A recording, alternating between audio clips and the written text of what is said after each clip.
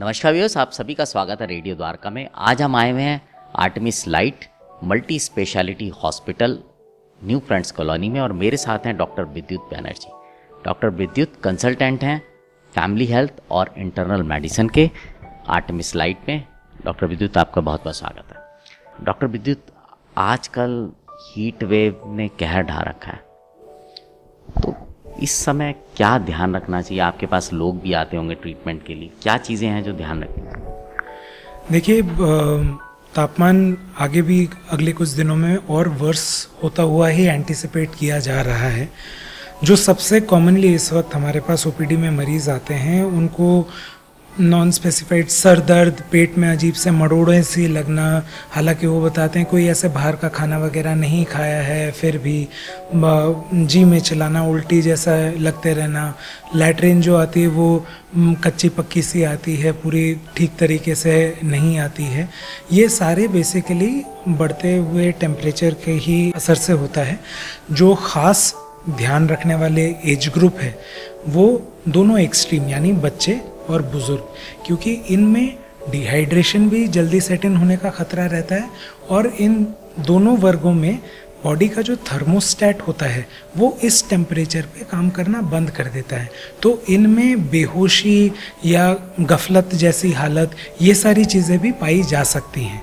तो ऐसे कोई भी सिम्टम होते के साथ ही इसको बेसिकली नज़रअंदाज ना करते हुए तुरंत अपने जनरल प्रैक्टिशनर के साथ सबको फॉलोअप करना चाहिए।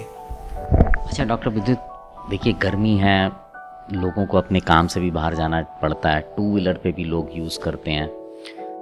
अब एक सवाल उठता है कि कहीं से किसी को छुट्टी भी नहीं मिलेगी और कोई घर भी नहीं बैठ सकता, तो क्या ध्यान रखें, क्या चीज़ें प्रिकॉशन लेके चलें जिससे कि थोड़े से, अगर इस तरह के लोगों को बाइक पे घूमना पड़ता है या जाना आना पड़ता है तो बचाव थोड़ा सा हो सके?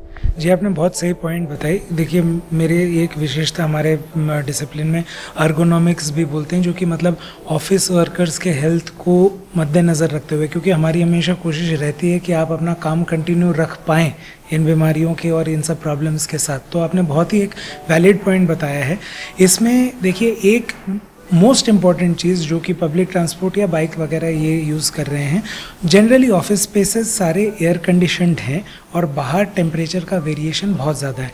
ऐसे सडन स्विच ऑफ टेम्परेचर हमेशा ऐसे सिम्टम्स के लिए ज़्यादा गंभीर स्थिति में ला सकते हैं मरीज़ को। तो हम लोग हमेशा घर पे भी इस टाइम पे कहते हैं कि आप टेम्परेचर्स को ऐसे 21 पे मत रखिए, जनरली 24, और निकलने से थोड़े पहले जैसे आप निकल रहे हैं उस टाइम पे थोड़ी देर के लिए एसी बंद कर दिया, ताकि बॉडी धीरे धीरे जो है एक्लेमेटाइज करने लगे।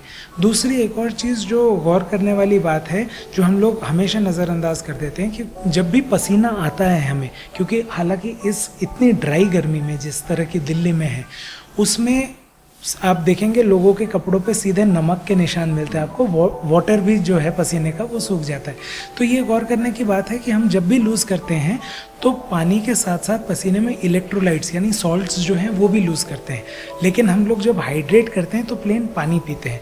सबसे ज़्यादा कॉमन टेंडेंसी है कि ठंडा पानी पीते हैं, जो कि और नुकसानदायक है, अगेन वही सडन चेंज ऑफ टेम्परेचर वाली बात की वजह से, जिससे तुरंत गला पकड़ जाना, सर दर्द हो जाना, ये सारी समस्या होती है। ऑल्सो सिर्फ नॉर्मल टेम्परेचर का पानी पीना सफिशिएंट नहीं है। हमेशा या तो नींबू पानी पिए, नारियल पानी पीजिए, ORS बेस्ट चीज़ है, सबसे कॉस्ट इफेक्टिव, सरकारी, और कहीं पर ऐसा नहीं है कि अवेलेबल नहीं होगा। एक सैशे आजकल तो टेट्रा पैक्स में भी अवेलेबल है, तो डायरेक्टली वैसे ले सकते हैं, वरना 1 लीटर पानी में एक पूरी पुड़िया जो है सैशे घोलकर उसे पीना चाहिए।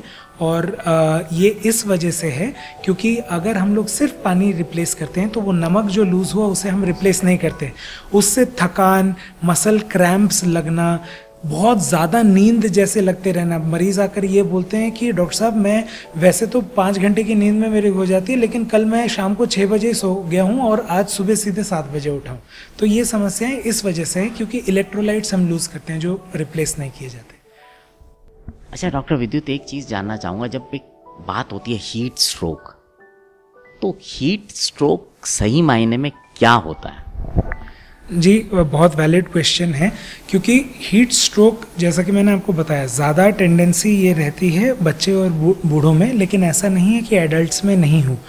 कुछ मरीज़ जो खासकर कुछ ऐसी दवाई वगैरह ले रहे हों जो कि आपके शरीर से एक्स्ट्रा पानी कम करता है, या कुछ ऐसे जिनको न्यूरो की कोई ख़ास मेडिकेशन चल रही हो, या ख़ासकर जो कि बहुत ज़्यादा इस मौसम में भी नॉनवेज का अगर कंजम्पशन, रेड मीट वगैरह का कंजम्पशन अगर जिनके घर पे हो रहा हो, या मदिरापान, क्योंकि ये शरीर का वैसे ही टेम्परेचर ज़्यादा बढ़ा देते हैं।